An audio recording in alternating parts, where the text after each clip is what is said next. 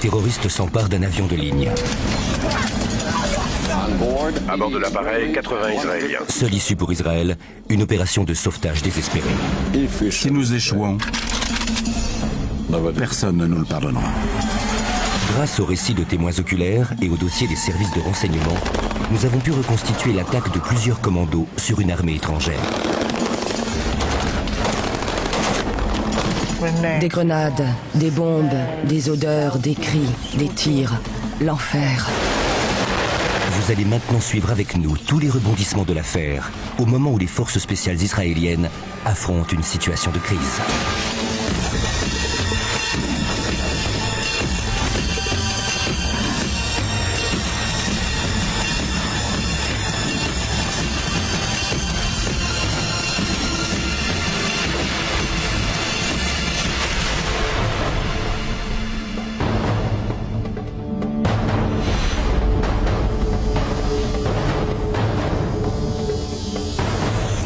Europe, Grèce, Athènes.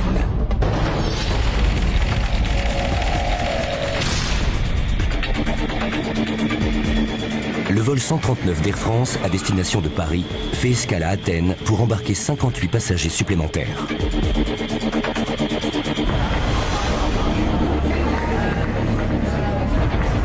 Quatre d'entre eux voyagent avec le faux passeport et n'ont aucune intention de rallier Paris. Ils sont en fait au service du Front populaire de libération de la Palestine, un groupe terroriste radical. Le FPLP est une des multiples factions qui combat Israël pour obtenir la restitution de territoires perdus lors de la guerre des 6 jours en 1967. Le détournement d'avions de ligne est une de leurs tactiques préférées. Au cours des 10 dernières années, les différents groupes pro-palestiniens ont ainsi pris d'assaut plus de 50 appareils. Cette fois, ils ont choisi pour cible l'aéroport d'Athènes. Ils savent que le personnel au sol est en grève et parient sur des mesures de sécurité allégées.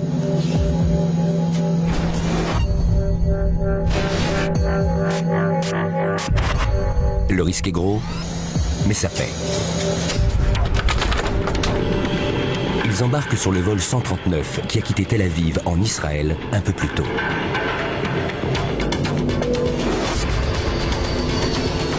Parmi les 246 passagers à bord, il y a beaucoup d'Israéliens.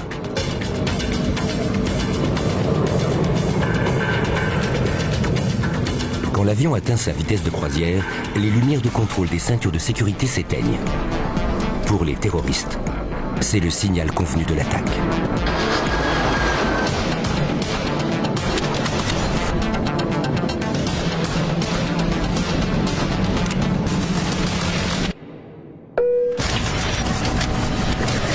Les passagers voient soudain avec horreur surgir devant eux 3 hommes et une femme armés de pistolets et de grenades dégoupillées. Exécution! Le diplomate israélien Ilan Artouv est assis à côté de sa mère Dora Bloch, âgée de 74 ans. Ils avaient le doigt sur la détente. Ils voulaient nous tuer.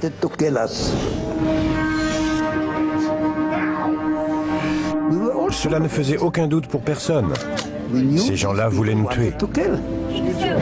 Sarah Davidson voyage en compagnie de son mari Uzi et de leurs jeunes fils Ron et Benny. Je me souviens qu'à ce moment-là, j'ai regardé mes enfants. Ils ont tous les deux les yeux bleus. Et ils avaient les yeux levés vers le ciel, comme s'ils s'adressaient à Dieu. Oh mon Dieu, pourquoi cela nous arrive-t-il?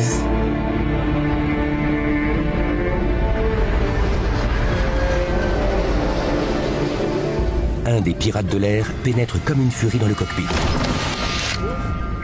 et ordonne au pilote de changer de cap et de couper tous les contacts radio.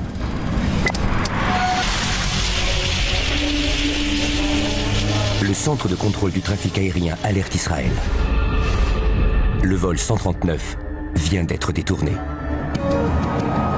Le message est transmis au Premier ministre, Yitzhak Rabin. Ces images d'archives le montrent au moment où il apprend la nouvelle.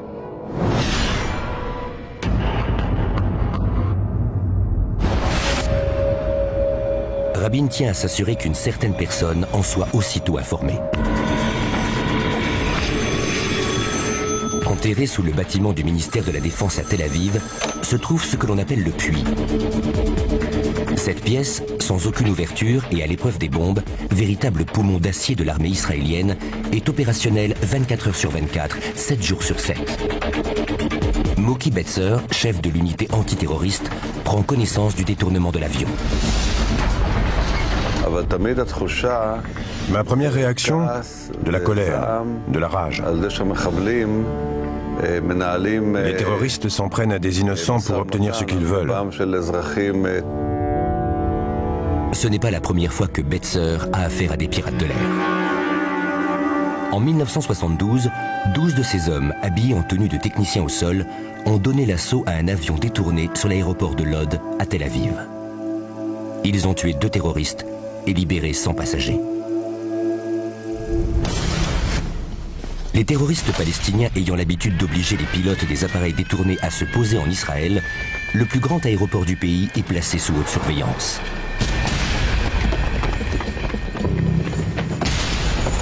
Betzer sait que si la situation se répète, son unité d'élite possède tout le savoir-faire pour donner l'assaut. En attendant, les opérateurs radars gardent les yeux fixés sur les écrans.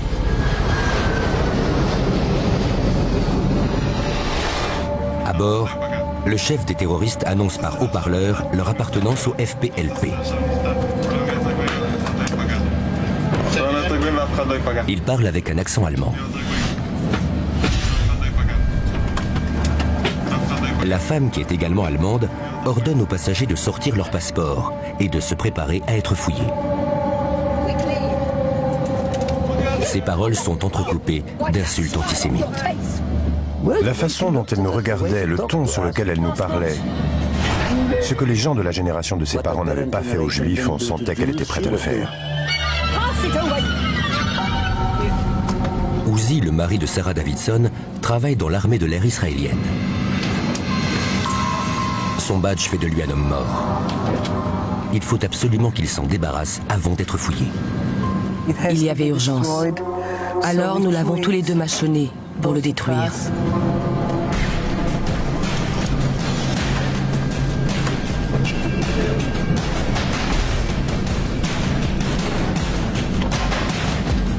Ils parviennent de justesse à jeter les morceaux de badge mastiqués dans une canette vide de Coca-Cola. Alors ce passeport, où est-il? Il s'en est fallu de quelques secondes.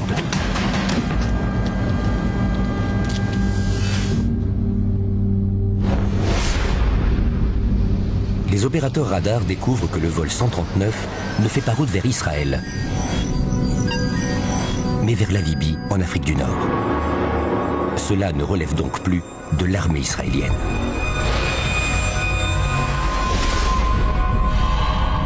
Deux heures et demie après son détournement, l'avion de ligne d'Air France atterrit sur l'aéroport Benghazi. La Libye soutenant la cause palestinienne, les terroristes demandent au président Kadhafi l'autorisation de se ravitailler en carburant.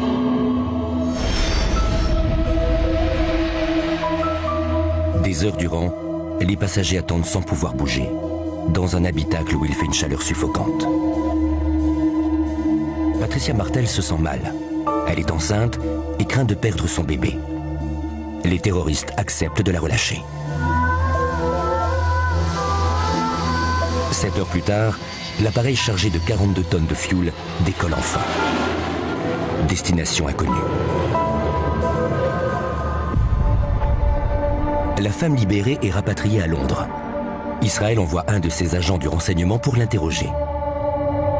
Elle lui confirme que l'avion a bien été détourné par des pirates de l'air appartenant à une faction palestinienne et que 2 d'entre eux sont allemands. Les 2 personnes qu'elle identifie parmi les photos de suspects qui lui sont présentées sont des membres de la bande Baader Meinhof, un groupe extrémiste allemand. Pour Betzer, c'est une très mauvaise nouvelle. Cela signifie que différents groupes radicaux unissent leurs efforts pour s'attaquer à Israël. Il ne sait toujours pas où les pirates de l'air comptent emmener les otages, ni pourquoi.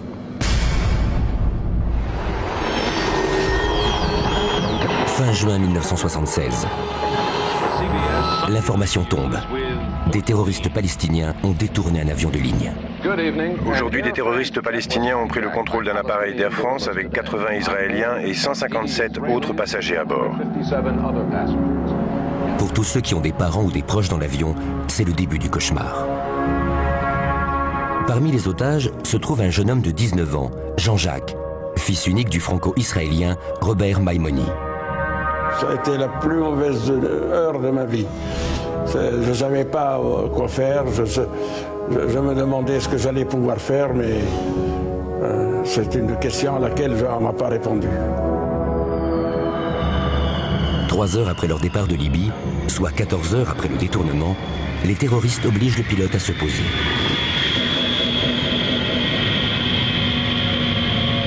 Au milieu de la nuit, les passagers voient des dizaines de soldats armés rassemblés sur le tarmac. À midi, soit 9 heures plus tard, on les conduit dans un terminal désaffecté.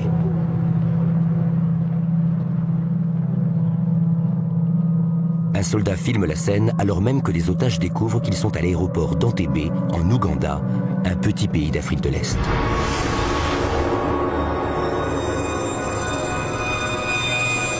Entebbe n'a pas été choisi au hasard par les terroristes, mais parce qu'ici, à 3200 km de Tel Aviv, ils sont à l'abri des commandos israéliens. L'Ouganda est dirigé par le dictateur Idi Amin Dada, connu pour être aussi excentrique qu'imprévisible.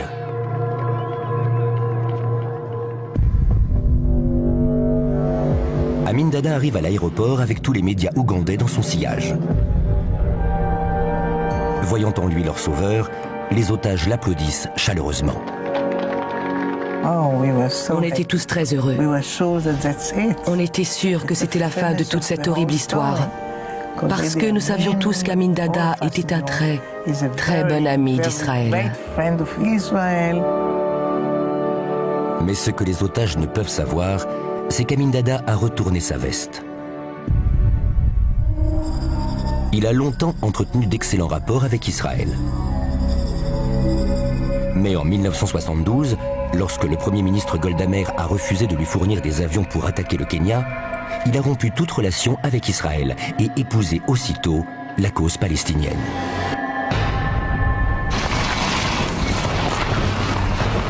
Après avoir échangé des poignées de main avec les terroristes, il ordonne à ses soldats de les assister du mieux qu'ils peuvent.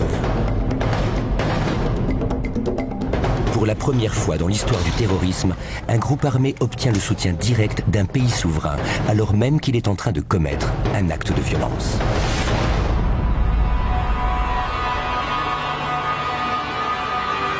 En plus des terroristes, c'est maintenant toute une armée qui défie Israël. Le seul point positif dans cette affaire, c'est que cette armée, Mookie Betzer la connaît bien. Il se trouve en effet que Betzer a participé jadis à la formation de soldats ougandais. Il connaît donc leurs faiblesses. Leurs connaissances sont très basiques. Ils savent charger un fusil, se battre en terrain découvert et lire une carte. Peu de temps après, il fait une découverte bien plus importante encore. Non seulement c'est une entreprise israélienne qui a construit le vieux terminal d'Entebbe, mais elle en possède encore les plans. Betzer les étudie avec attention, sachant qu'avant de lancer une opération de sauvetage, il doit connaître le bâtiment dans les moindres détails. À l'avant du terminal, il y a 7 entrées. Les portes 3 et 4 donnent directement sur le hall principal, où sont retenus les otages. Lundi dans la nuit, les passagers dorment à même le sol, avec les lumières allumées. 3e jour, 5 heures du matin. Les pirates de l'air envoient leurs revendications par télégramme. Ils exigent la libération de plusieurs dizaines de terroristes emprisonnés, dont le japonais Kozo Okamoto, un des auteurs du massacre sur l'aéroport israélien de Lod en 1972. Et l'archevêque Capucci, qui a fourni des armes aux terroristes du Moyen-Orient. L'ultimatum expire mardi à 14 h, ce qui laisse 45 heures aux Israéliens pour réagir. Si les exigences des ravisseurs ne sont pas satisfaites d'ici là, ils commenceront à exécuter les otages. Devant les médias, l'armée israélienne affirme qu'Entebbe est trop loin pour une opération de sauvetage. Nous n'avons aucune solution militaire. Il appartient aux politiques de régler ce problème. Mais tout le monde sait qu'Israël n'acceptera jamais de négocier avec les terroristes. La situation semble désespérée. J'ai ressenti la douleur que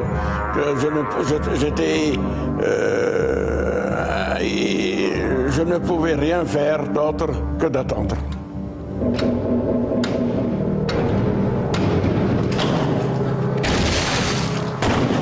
Les otages regardent les soldats ougandais démolir une cloison. Ils ne comprennent pas pourquoi. Puis la femme terroriste examine un à un les passeports, appelle plusieurs personnes et les envoie dans l'autre pièce ouverte à la va-vite, de l'autre côté du mur. Johnson. Les passagers réalisent soudain qu'ils font l'objet d'un tri, que les Israéliens sont séparés des autres. Dans les camps de concentration, on parlait alors de sélection. C'est ainsi que Sarah a perdu ses oncles et tantes, tués par les nazis durant la Seconde Guerre mondiale.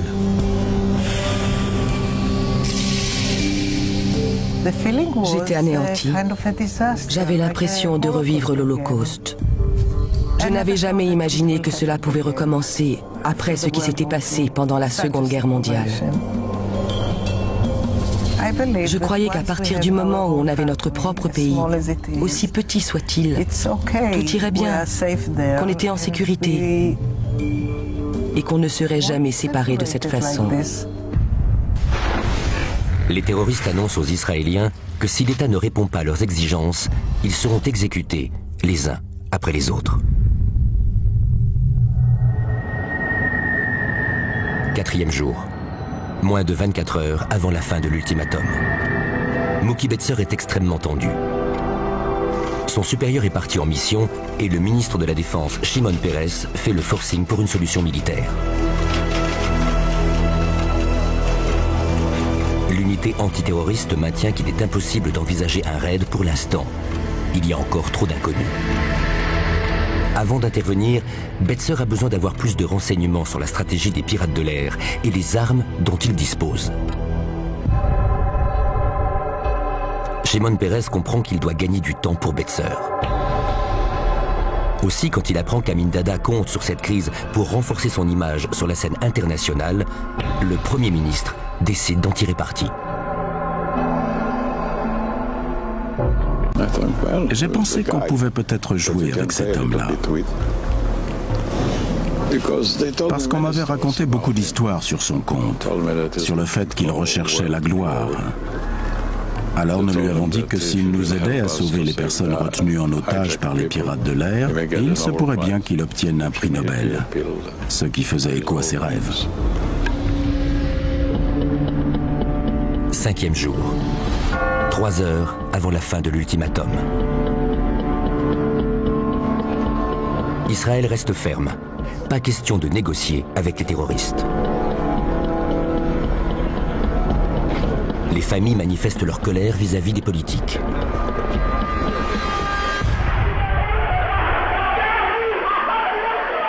Donnez aux terroristes ce qu'ils réclament, hurle-t-il. Laissez nos chers parents et nos amis rentrer vivants. Robert Maimoni se joint à ceux qui supplient Israël de céder aux exigences. Mais j'espérais toujours qu'à ce prix-là, on pouvait retrouver vivant notre fils. Les terroristes ramènent les otages israéliens dans le hall principal.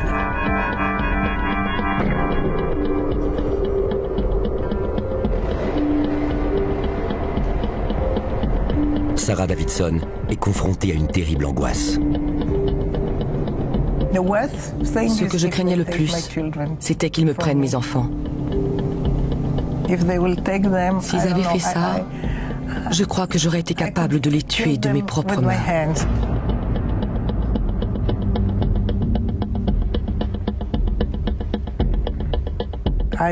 J'aurais fait n'importe quoi pour sauver mes 2 enfants. Il va falloir faire des concessions. Sinon, des innocents vont être tués.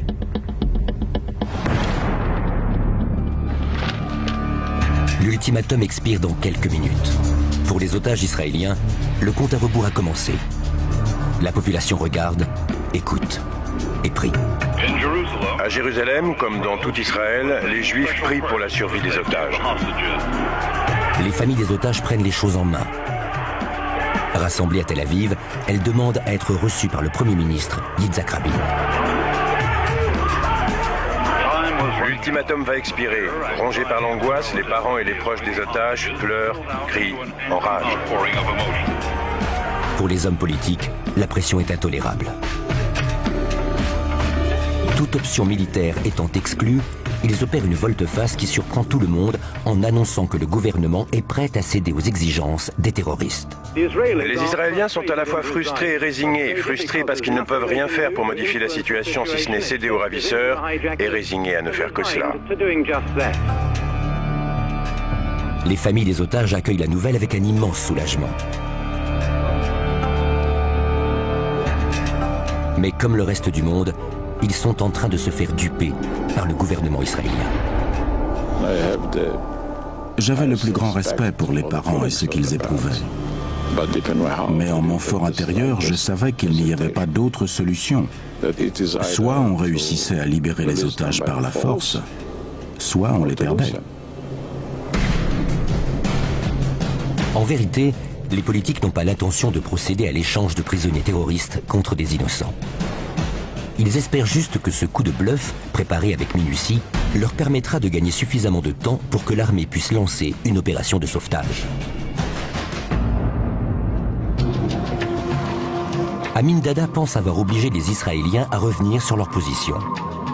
Dans son esprit, il a négocié une résolution de paix qui lui vaudra le respect de la communauté internationale.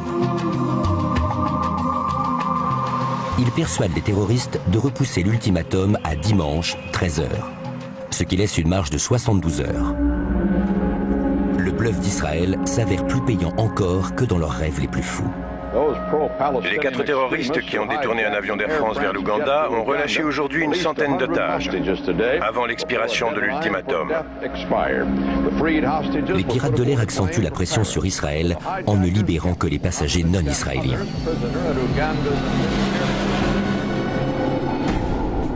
Mais pour Mookie Betzer, c'est néanmoins une avancée car les personnes libérées vont pouvoir lui fournir les précieux renseignements dont il a besoin. Ça a été un grand moment pour moi. Je me suis dit, génial, ils ont commis une grossière erreur. Les témoins oculaires font l'impossible pour transmettre le maximum d'informations sur la situation. Chaque détail a son importance. Betzer apprend que les terroristes sont au moins 6. Ils surveillent les otages à tour de rôle. 2 d'entre eux pouvant passer dans le hall voisin à n'importe quel moment. Tous sont armés d'une mitraillette. Certains portent des explosifs. Autre point crucial. Chaque soir, à minuit, les otages doivent s'allonger sur des paillasses. Et à 1h du matin, la plupart d'entre eux dorment. L'unité antiterroriste doit rapidement mettre au point un plan de sauvetage. Yoni Netanyahou revient de mission pour prendre la direction des opérations, secondé par Betzer et le commandant de l'armée de l'air, Josh Chani. Les 3 hommes débattent des heures durant de la future mission de sauvetage. Appelée Opération Tonnerre, c'est une des opérations commando les plus spectaculaires jamais tentées. Elle doit se dérouler en 3 étapes, dans lesquelles chaque homme a un rôle déterminant. Première étape, le voyage. Il faut envoyer un groupe de commandos à Entebbe. La tâche en revient au pilote Josh Chani, qui conduira un convoi de 4 avions de transport Hercule C-130 sur 4000 km jusqu'en Ouganda.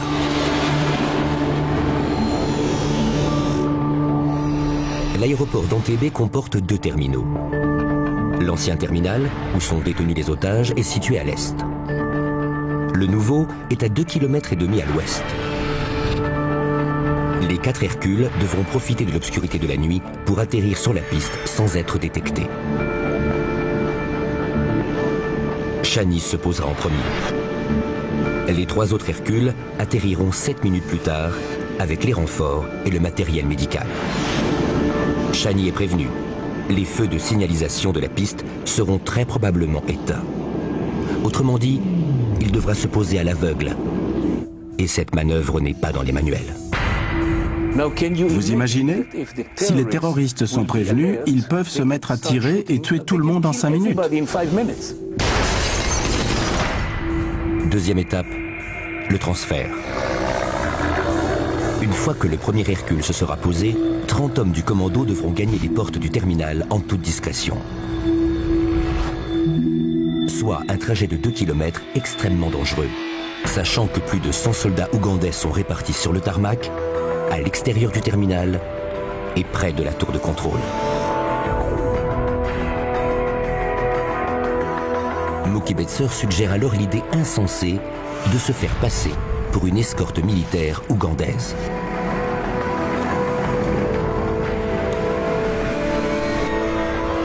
Il se souvient qu'Amin Dada et ses généraux circulent dans de grosses voitures noires suivies de jeeps et qu'ils font régner la terreur autour d'eux. Lorsque les soldats voient arriver ce genre de cortège, ils le laissent passer sans discuter.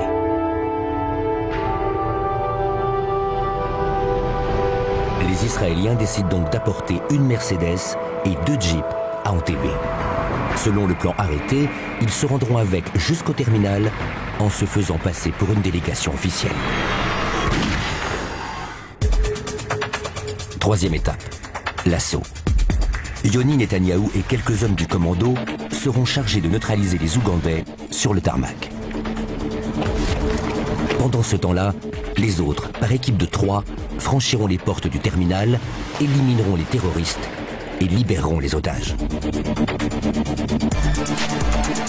Le lendemain, l'armée construit dans le plus grand secret une copie grandeur nature de l'aérogare, afin que des membres du commando triés sur le volet puissent s'entraîner. Chaque geste doit être minutieusement calculé, chaque point de détail bien enregistré, car la moindre erreur pourrait provoquer une catastrophe. Le ministre de la Défense, Shimon Peres, approuve le projet. Mais c'est une opération tellement risquée et inhabituelle qu'il doit batailler ferme pour convaincre certains membres de son cabinet.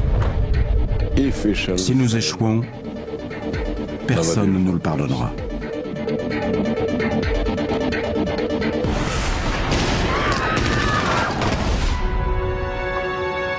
Le jour se lève sur Entebbe. L'ultimatum expire demain. Sarah Davidson n'en est plus à se demander si elle va mourir. Mais comment elle va mourir?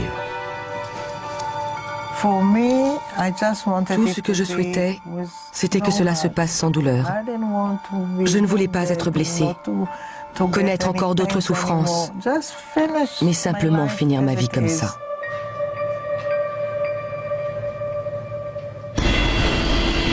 Elle ne sait pas qu'une unité de l'armée israélienne est en route. 23 heures avant leur hache, une armada de 4 Hercules C-130 décolle d'Israël pour un périple de 4000 km, 9h30 de vol jusqu'à Entebbe, en Ouganda. L'opération Tonnerre vient d'être lancée. J'avais tout à fait conscience de risquer ma tête. Si ça devait échouer, tout le monde aurait été d'accord pour me désigner comme responsable. Mais si les soldats risquent leur vie, qu'en est-il de leur chef? Il devrait aussi risquer son poste. Je me sentais donc l'âme d'un soldat. Le projet est si démesuré que même certains hommes du raid le pensent voué à l'échec.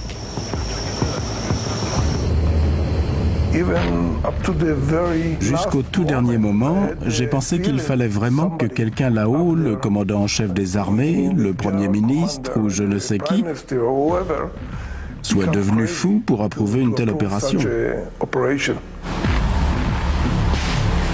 Malheureusement, la route des avions Hercule jusqu'à Entebbe est pleine de dangers. En 1976, Israël compte parmi ses pays voisins de nombreux ennemis. l'Égypte, l'Arabie Saoudite et le Soudan. Pour éviter d'être repérés par les radars, les 4 avions doivent survoler en rase-motte la mer Rouge sur toute sa longueur, soit 1400 km. Et c'est sur les épaules de Josh Chani, tout juste âgé de 30 ans, que pèse cette lourde responsabilité. Je me suis dit, on y va. C'est parti pour réussir. Ou pour rester dans l'histoire comme le plus grand échec de notre aviation et des opérations militaires israéliennes. Entebbe. Souffrante, Dora Bloch, âgée de 74 ans, est transportée en ambulance à l'hôpital de Kampala, à 35 km de là. Son fils Ilan est obligé de rester dans le hall avec les autres otages. Quand je leur ai dit que je souhaitais l'accompagner, la femme allemande m'a hurlé « Certainement pas, vous êtes idiot ou quoi ?»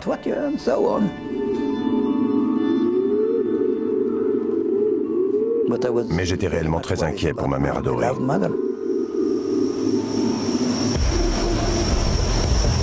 Mookie Betzer s'est porté volontaire pour accomplir la mission la plus dangereuse.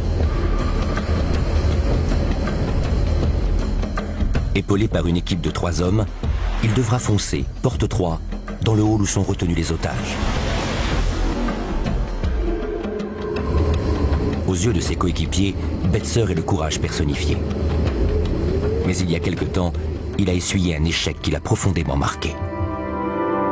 En 1974, il a participé à une mission de sauvetage qui a échoué à Ma'alot, dans le nord d'Israël. Lorsque les fédayines palestiniens ont pris le contrôle d'une école, les forces israéliennes ont donné l'assaut. Mais les terroristes les ont vus arriver et ont retourné leurs armes sur les otages, tuant 21 enfants. Depuis ce jour, Betzer ne rêve que d'une chose, pouvoir se racheter.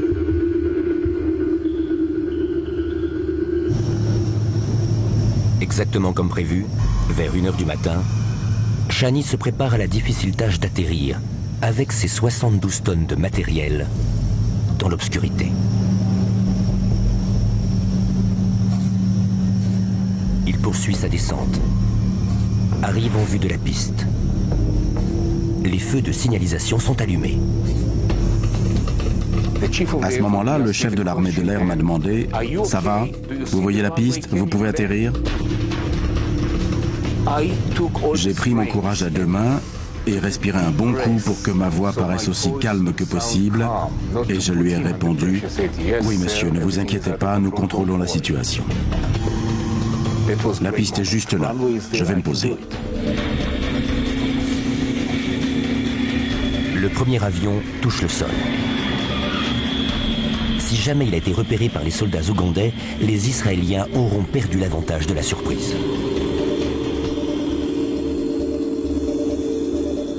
Il est 1 h 02.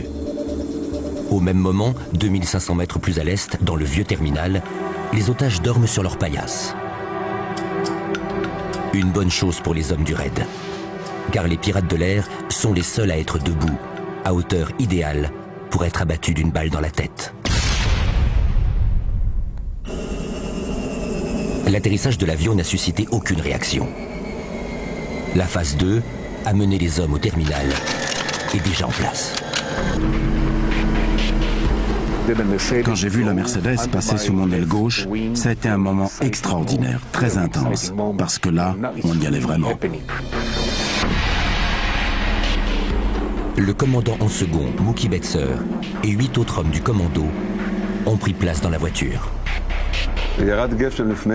J'ai senti par la vitre l'odeur de la pluie, une odeur très agréable, une odeur qui me rappelait mon précédent séjour en Ouganda. Tous mes sens étaient en éveil. Mon corps gagné par une décharge d'adrénaline. L'œil vif, l'oreille aux aguets, j'avais le sentiment que rien ne m'échappait. Tandis que les soldats israéliens arrivent en vue du terminal, sur la tour de contrôle, les soldats ougandais ne remarquent rien d'anormal. Betzer se répète inlassablement en silence. Si on arrive au terminal sans se faire repérer, ce sera gagné. Mais soudain, Giora Zussman aperçoit une ombre. Tout à coup, nous avons vu 2 soldats ougandais et l'un d'eux a pointé son arme vers nous. Pour avoir déjà séjourné en Ouganda, Betzer sait que ce geste est pratique courante dans l'armée. Lorsqu'un soldat voit arriver un cortège, il lève son fusil et le pointe en criant « Avancez ». Betzer demande donc à ses coéquipiers de ne pas réagir et de rester concentrés sur leur objectif, le terminal. Je voyais la route devant moi. Je me disais que ça y était, qu'on avait réussi notre mission. Que dans moins de 30 secondes, nous aurions passé les portes. Mais c'est Yoni Netanyahou qui dirige les opérations. Et contrairement à Betzer, il ordonne à Giora de l'aider à éliminer le soldat. D'accord, il faut le tuer. Il tente de nous arrêter, alors tuons-le et continuons à faire ce que nous avons à faire. Yoni et moi, nous avions des pistolets avec des silencieux.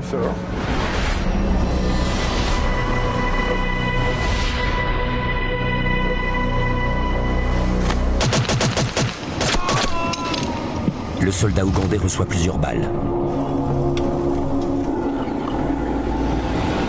Les Israéliens pensent avoir éliminé la menace. Mais quelques secondes plus tard, un des hommes dans la Jeep le voit se relever. Ils n'ont pas réussi à le tuer.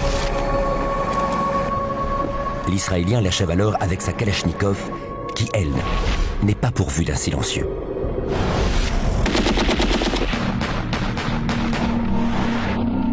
Le bruit résonne dans tout l'aéroport.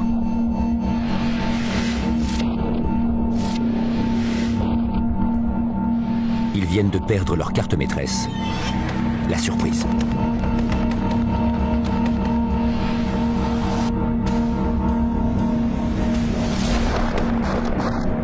Le plan d'attaque a échoué.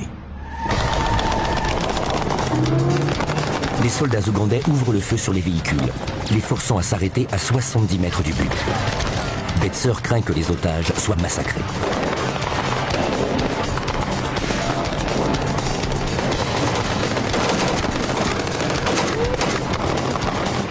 On est là dans une situation de crise.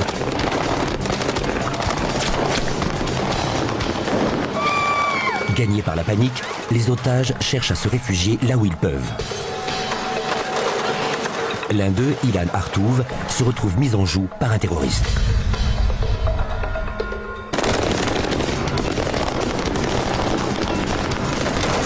Betzer file vers la tour de contrôle.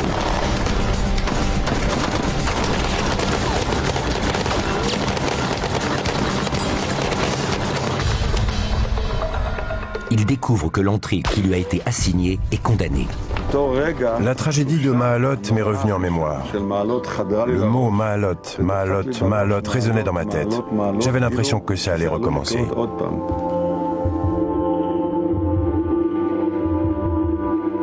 Betzer sait qu'il doit prendre une décision, et vite. Alors que les balles ricochent tout autour d'eux, il fonce avec ses hommes sur la porte 4.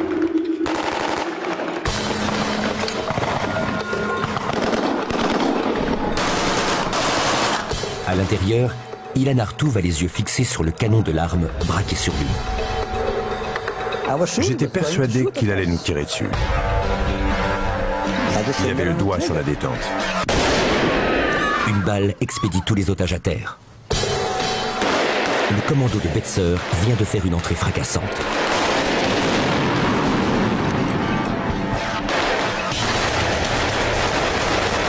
Ça tirait de partout. Dedans, dehors, des grenades, des bombes, des odeurs, des cris. C'était l'enfer.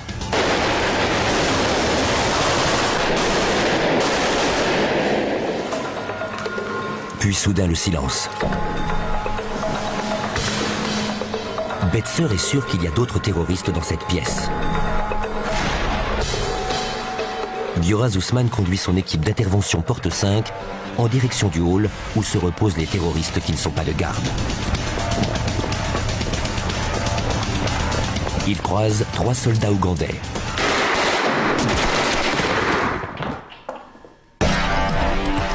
Puis, il se retrouve face à face avec deux hommes en civil, sans armes. Dilemme, sont-ils des terroristes ou d'innocents otages? Je lui ai dit tire, ce sont des terroristes. Shlomi m'a répondu non, ce sont des otages. J'ai insisté, non, tu te trompes, tu l'es.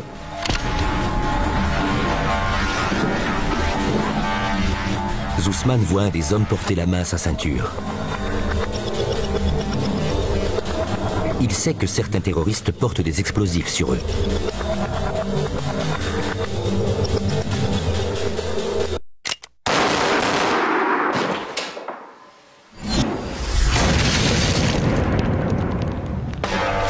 Sur le tarmac, Yoni Netanyahou et ses hommes tentent de reprendre la situation en main.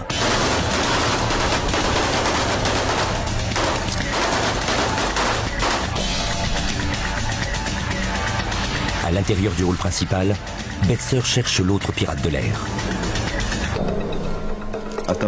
Vous êtes sur le qui-vive. Vos yeux fouillent le moindre recoin. Et de l'épaule jusqu'au bout du doigt, tous vos muscles sont tendus. Vous êtes prêt à tirer, sachant que la première balle doit le toucher avant qu'il n'ait le temps de tirer et de vous tuer.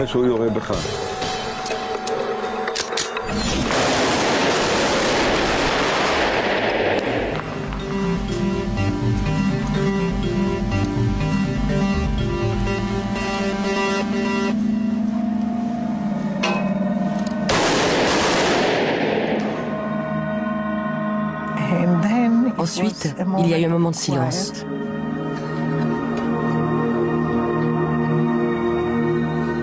Et quelqu'un a dit en hébreu, « Écoutez, il y a des soldats israéliens ici. »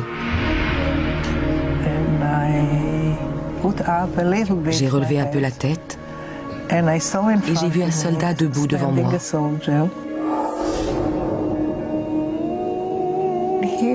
Il était là, avec son fusil, et il nous a dit en nous regardant, « Écoutez bien, on est venu pour vous ramener chez vous. »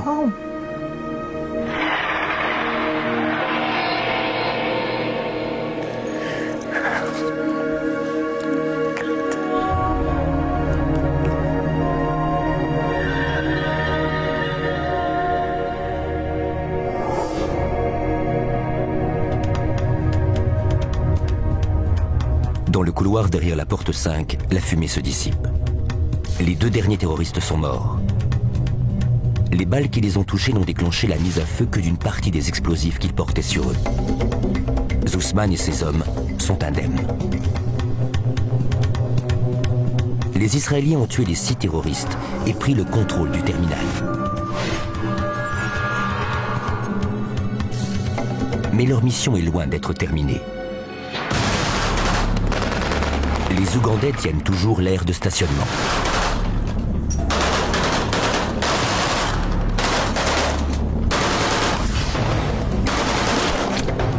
Un Israélien tombe. C'est le commandant des opérations, Yoni Netanyahou. En sous-nombre, les forces israéliennes sont débordées. La situation atteint un point critique.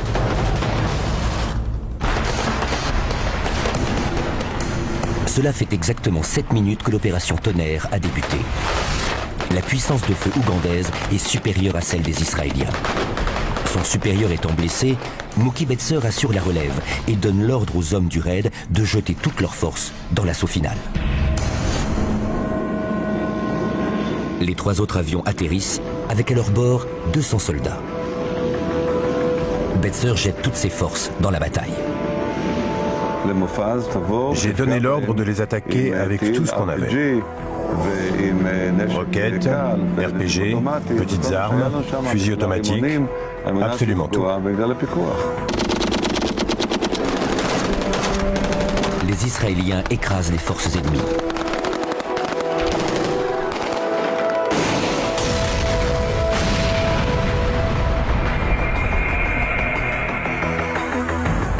« 20 soldats ougandais sont tués.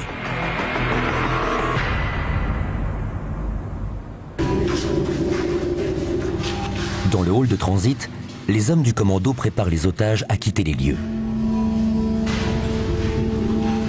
Pour Ilan Artouv, c'est un moment terrible. Partir veut dire abandonner sa mère, qui a été transférée à l'hôpital de Kampala. Je savais que je devais partir, qu'ici je serais tué. Cela n'aurait servi à rien de me sacrifier, cela n'aurait pas aidé ma mère. J'espérais seulement qu'il trouverait un moyen de la sauver, qu'il ferait quelque chose, négocierait son retour avec Amin Dada. 59 minutes après l'atterrissage du premier Hercule piloté par Josh Chani, le convoi décolle avec les otages libérés. Ça a été un des plus grands moments de ma vie parce que finalement on avait réussi notre mission. Les otages rentraient chez eux libres. La nouvelle du sauvetage est diffusée alors que les avions effectuent leur retour vers Israël. En direct de Jérusalem, une émission spéciale de la radio-télévision israélienne. Tous les otages retenus depuis plus d'une semaine par des terroristes arabes en Ouganda ont été sauvés et sont en train d'être rapatriés par l'armée. Les troupes apprennent la mort de leur chef Yoni Netanyahou pendant que les avions font escale à Nairobi pour se ravitailler en carburant. C'était très dur parce que nous étions très proches. Je perdais non seulement un commandant, mais aussi un grand ami. Ce fut l'une des très rares fois dans ma vie où j'ai eu les larmes aux yeux.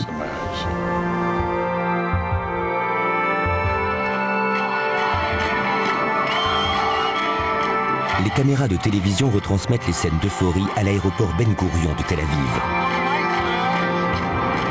Alors que le succès était plus qu'improbable, Israël a triomphé.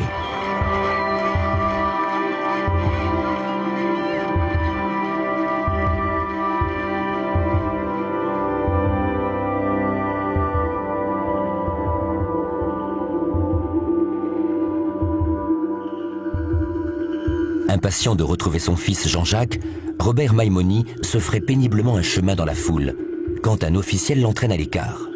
Et c'est qu'en allant là, dans le bureau du machin, en rentrant, on nous a dit simplement, comme si de rien n'était, que notre fils était mort des suites de ses blessures.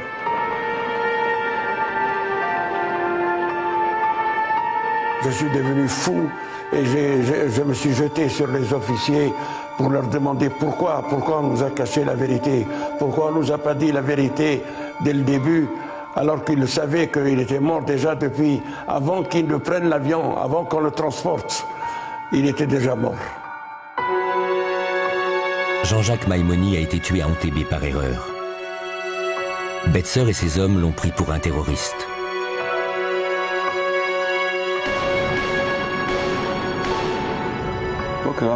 Il s'est passé quelque chose de tragique. Il était tellement content que l'armée arrive qu'il a sauté de joie et on lui a tiré dessus. C'était une terrible méprise. Je tiens à ajouter que jusqu'à aujourd'hui, la peine que nous avons, ma femme et moi, et mes 5 filles, justifie le degré de douleur dans lequel nous vivons depuis 30 ans.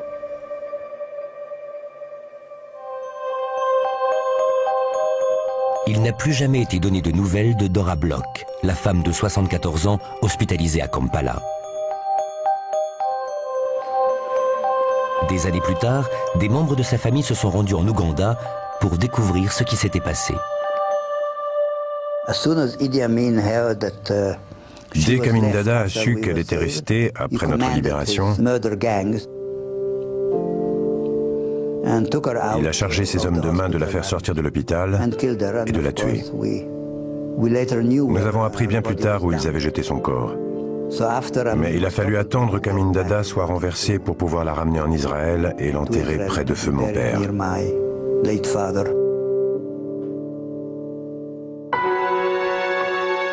Lors de ce raid sur Entebbe, 5 Israéliens ont trouvé la mort, mais 101 autres ont été sauvés. Cette opération a marqué une page dans la courte histoire d'Israël. Il n'aura pas fallu plus de 59 minutes à une petite nation pour prouver au monde entier que le terrorisme peut être vaincu.